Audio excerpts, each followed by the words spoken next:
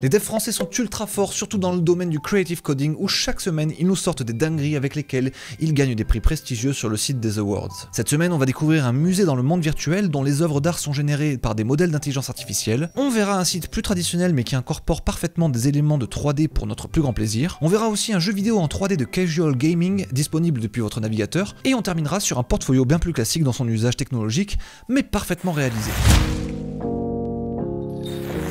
Ultra Noir est une agence parisienne qui officie depuis plus de 20 ans dans le web.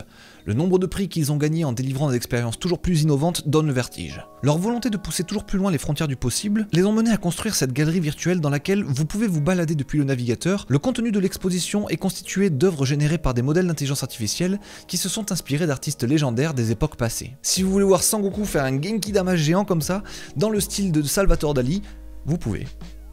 Drôle de concept, mais je trouve ça assez cool. On se perd facilement dans les couloirs de ce musée et dans la contemplation des œuvres d'art, et nous nous retrouvons même à lire leurs encarts, comme si nous y étions pour de vrai. Inspirée par les grands artistes peintres de l'histoire de l'art, la galerie tente d'imaginer à quoi leur art pourrait ressembler aujourd'hui, en utilisant des intelligences artificielles. Et du coup, tu te retrouves face à des tableaux comme ça. Une scène de Star Wars inspirée par Eugène Delacroix. C'est vraiment trop cool, je trouve. J'aime vraiment cette expérience parfaitement ficelée, je trouve que la forme sert particulièrement bien le fond ici, et c'est chose suffisamment rare ces derniers temps sur ce genre de site qui gagne des prix pour le mentionner. Dans la page à propos, ils expliquent pourquoi ils ont créé ce site, et clairement, la volonté d'expérimenter toutes ces technologies de dingue qui sortent dans tous les sens, que ce soit IA, VR, AR, que sais-je, c'est vraiment là. Ils ont besoin d'expérimenter ces trucs dont tout le monde parle. Tout cohabite parfaitement dans ce projet, très certainement réalisé à l'aide de 3GS. Ici, ce qui est particulièrement intéressant, c'est qu'à mon avis, ils n'ont eu à faire aucune concession commerciale. C'est un projet de l'agence, ils n'ont pas de clients, donc les designers ont pu pousser au maximum leurs idées, sans avoir à se dire est-ce que ça va plaire ou pas à notre client, est-ce que ça va bien mettre en avant son produit ou pas. Ici, rien à foutre, c'est pour le kiff, l'expérimentation, et pour créer une expérience cool. Et franchement, ce genre de truc gratuit comme ça, genre qui vient que de la volonté d'expérimenter, allez-y, c'est souvent des pures expériences et ça serait con de pas en profiter. OKCC est une agence française qui signifie, roulement de tambour, ok c'est cool. Pendant des mois et des mois, j'ai appelé ça OKCC alors que c'était OK c'est cool et je m'en suis rendu compte juste en écrivant cette vidéo. Qui a navé ou quoi? En tout cas, ça a l'air d'être une agence toute récente qui se focalise sur une niche bien particulière, la niche du métaverse et du Web 3. Deux niches super intéressantes à expérimenter dans lesquelles il y a tout à construire. Donc c'est cool de se positionner là-dessus, je trouve. Un peu ballsy, un peu risky, mais c'est cool. Bravo à vous les gars. Mais là où ils ont fait fort en dépit de tout, regardez-moi cet effet d'optique sur l'intro là. Regardez-moi ce héros banner de première qualité. Aïe aïe aïe aïe aïe. Cet effet d'optique trop cool à travers l'objet du premier plan là, moi je suis trop fan. J'ai été tellement absorbé par cet effet que j'ai tenté de le recoder moi-même avec mes connaissances perso et l'aide de ChatGPT, je vais pas vous mentir. Et grâce aux deux, j'ai pu m'approcher du résultat dans les grandes lignes. Si ça vous intéresse, vous trouverez le tuto complet et le code source de ma version de l'effet sur mon shop. Donc je kiffe le héros banner de ce site et chaque autre section présente un twist incroyable. Que ce soit ce carrousel diagonal avec parallaxe rotatif là, ou encore des cartes qui évoluent en éléments pleine page. Alors regardez-moi ce délire. Qu'est-ce que c'est cool. Le site m'a offert des surprises de navigation tout le long du scroll, donc c'est complètement validé. Félicitations à vous, OKCC. Ok c'est cool.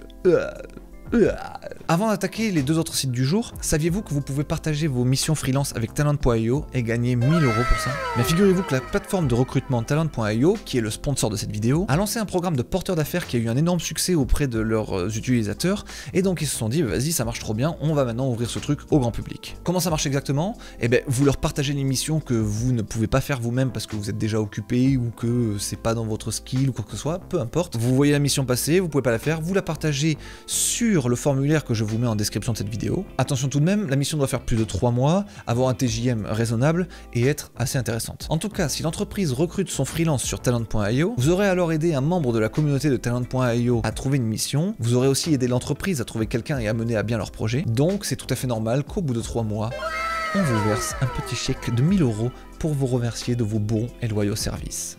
Moi je trouve ça cool. Anyway, on retourne à notre vidéo sur nos deux autres sites. Merci Michel n'en finit plus de nous régaler avec ses jeux vidéo embarqués dans le navigateur. C'est vraiment leur spécialité et ils le font de mieux en mieux. C'est pas la première fois que je vous parle de cette agence parisienne, et autant parfois ils font des projets ultra alambiqués avec de véritables jeux vidéo complexes, là, celui-ci est ultra simple et addictif. Du pur casual gaming comme on les aime. Regardez la qualité des assets, c'est magnifique et c'est hyper fidèle à leur patte habituelle. on reconnaît en 2 secondes l'agence, même si c'est pour un client différent. C'est fort d'arriver à faire ça. Ici, le concept est simple. Il s'agit de récupérer le plus d'œufs sans mourir. Moi, mon personnel best en moins de 10 tentatives, c'est de...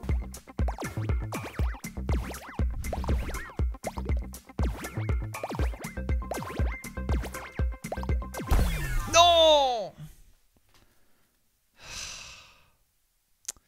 73 œufs, c'est déjà pas mal. D'ailleurs, mettez-moi en commentaire votre high score que je vois si je suis un pro gamer ou une énorme merde à chier. En tout cas, quand les développeurs nous demandent sur quel genre de projet ils pourraient s'entraîner, bah écoutez, reproduire ce genre de projet avec peut-être pas les mêmes assets, avec des assets un peu moches et éclatés, on s'en fout. Mais reproduire ce genre de projet avec des assets pourris, avec 3JS et peut-être l'aide de ChatGPT par exemple si vous êtes un peu largué, bah c'est un très bon entraînement. Ça me donne presque envie de le faire moi-même. D'ailleurs, je vais peut-être le faire, je vous tiens au courant sur la chaîne si je le fais, on verra. Mais en tout cas, ce projet, il n'y a pas grand-chose. Vous avez une balle, c'est le caractère principal, vous avez des cailloux qui bougent comme ça, vous devez juste écrire quelques petites formules mathématiques ou alors écrire des chemins en dur pour vos cailloux comme ça. Vous gérez un petit système de collision, il n'y a pas tant de trucs que ça, et ça vous démarque de ouf. Si vous avez un petit projet comme ça à votre actif, ça vous démarque énormément. Et vous allez apprendre de ouf en le faisant. Surtout aujourd'hui avec ChatGPT, il n'y a vraiment pas de raison de ne pas s'y mettre quoi. En tout cas, merci Michel, merci à vous de faire toujours des sites aussi chouettes et inspirés. C'est cool, je kiffe. Là, j'ai pas trop compris quel était le rapport avec le MSI ou je sais pas quoi. J'avoue, on s'en branle un peu. Le seul truc qui m'a saoulé par contre, et oui, et ça c'est probablement à cause justement de MSI, à cause de la marque, c'est que quand vous perdez, avant de pouvoir retry, il y a genre 3 ou 4 secondes pendant lesquelles tu vas voir le nom du sponsor et on va te dire une petite connerie. Et ça, bon, c'était obligé de votre part, je comprends. Mais c'est chiant dans l'expérience utilisateur, c'est chiant. C'était mon coup de gueule hyper engagé. Bon et pour finir, après 3 sites hauts en couleur et très orientés expérience 3D, il est temps de revenir un petit peu dans le traditionnel, dans le web plus classique, avec le portfolio du studio toulousain Mercure. J'ai dit toulousain, comme si c'était les vacances de la Toussaint mixées à... Bref, on sait pas trop. Redis jamais ça. C'est compris ?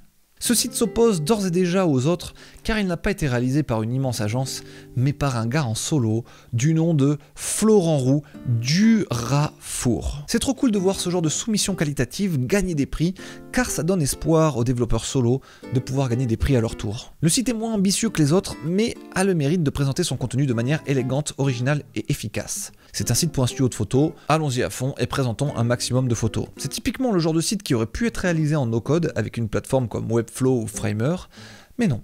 Le site tourne à l'ancienne sur WordPress et utilise la librairie GZApp pour tout ce qui est animation, un point de plus pour la team Full Dev, yo yo yo. En tout cas, voir WordPress continuer à gagner des prix aujourd'hui, ça me fait bien plaisir parce qu'il se fait bien souvent cracher à la gueule, à tort parce que ça reste toujours un outil très chouette. Si vous l'utilisez en mode clean, c'est-à-dire si vous installez pas des milliers de plugins de merde, si vous installez 1 ou 2 plugins bien optimisés et que vous l'utilisez par exemple juste pour aller choper la data, genre en headless on va dire, bah ça tue, je suis désolé, ça tue, c'est bien foutu.